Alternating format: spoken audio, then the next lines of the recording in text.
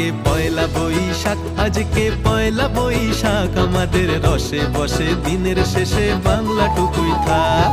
পয়লা বৈশাখ, আজকে পয়লা বৈশাখ, আমাদের রসে বসে দিনের শেষে বাংলাটুকুই থাক।